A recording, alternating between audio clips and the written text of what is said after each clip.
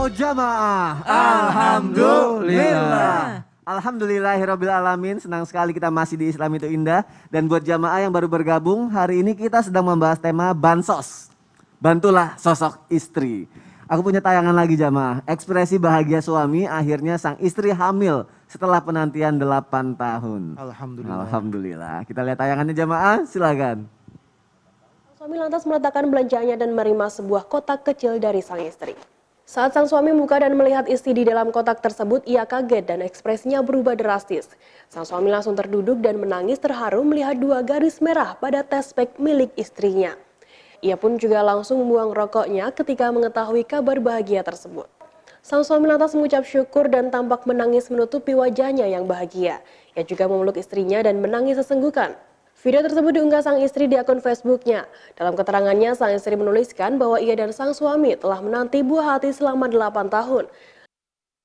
Baik jamaah yang ada di rumah, kita lanjutkan lagi. Aku mau nanya sama Ustadz Syam tadi, gimana Ustadz nih? Ini jawaban yang tertunda Ustadz. Apa tuh tentang yang Ya, saling menyemangati? Saling garis menyemangati nih, biar gak kenapa. Apa? Pejuang garis 2. Garis 2. Pejuang garis 2. Bagaimana nih kalau udah bertahun-tahun ternyata garis 2-nya belum juga muncul nih.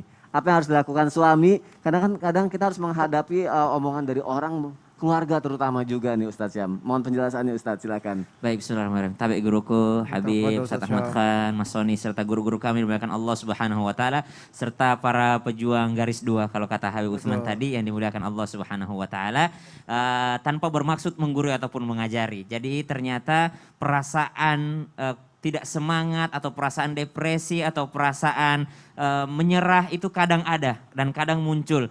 Namun ternyata ini dicontohkan kisah-kisah dalam Al-Quran. Seperti Nabi Zakaria alaihissalam di dalam surah Maryam disebutkan. Ya qala rabbi inni wahanal 'azmu minni washta'ala ar-ra'su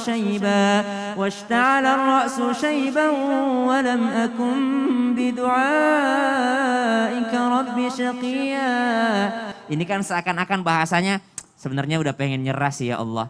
Tapi saya tidak pernah kecewa ketika berdoa kepadamu. Padahal ternyata apakah Nabi Zakaria nggak pernah berdoa sebelumnya? Sampai di usia tua pun baru berdoa. Apakah waktu muda nggak pernah berdoa? Pasti berdoa, namanya Nabi Allah gitu ya. Tapi Nabi Zakaria tetap memuji Allah. Walaupun mungkin belum terkabul doanya. Dia bilang, saya tidak pernah kecewa ketika meminta kepadamu ya Allah. Walam akum bidu'aika rabbi syaqiyya. Ini adalah satu kalimat positif untuk menyemangati diri sendiri.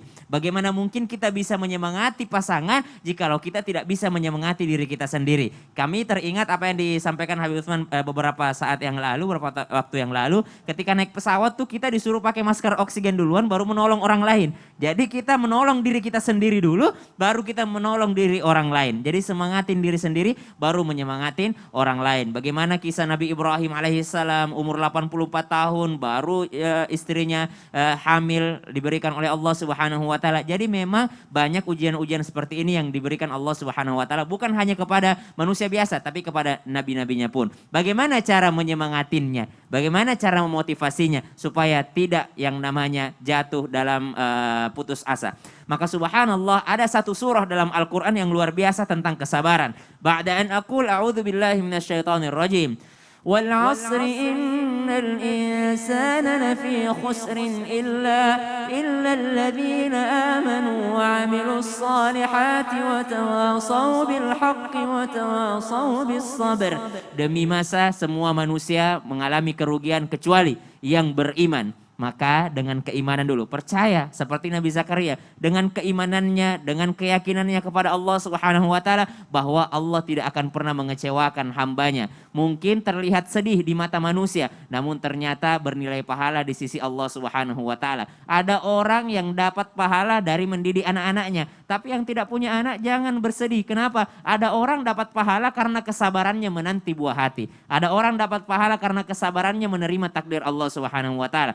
Maka beriman dulu. Kemudian yang kedua berikhtiar, wa amilus salihat. Yang ketiga wa tawasaw bil haqq, maka saling mengingatkan dalam kebenaran.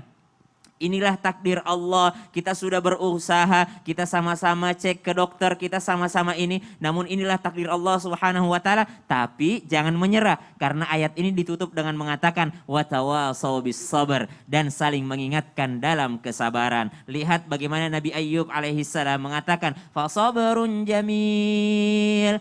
Jadi mengingatkan kepada anak-anaknya, fasabrun jamil, bersabarlah dengan sabar yang penuh dengan keindahan, bersabar dengan keindahan itu adalah yang terbaik untukmu. Maka sabar itu juga saling mengingatkan kita. Makanya ada istilah takziah. Takziah itu apa sih? Takziah itu saling menghibur, saling menyemangati. Sayang, aku tidak peduli engkau punya anak ataupun tidak punya anak. Namun ternyata aku akan setia kepadamu sampai kapanpun itu. Aku bisa mendapatkan pahala darimu. Kalau kita punya anak, kita dapat pahala dari bersyukur. Kalau kita tidak punya anak, kita dapat pahala dari bersabar. Begitupun sebaliknya. Masya Allah, Allah. Ustaz Syam. Pejuang garis 2, mudah-mudahan Allah kasih rezeki Amin. anak yang Kami berkah. juga nih. Baik jamaah yang ada di rumah, kita lanjutkan lagi ya. Pokoknya kalau misalnya kita ngejalanin sesuatu sama istri sama-sama, ada masalah juga nyelesainnya sama-sama ya. Jangan malah saling salah menyalahkan ya. Tetap semangat jamaah yang ada di rumah. Jadi nggak fokus nih, yuk kita lanjut lagi aja ya. Baik.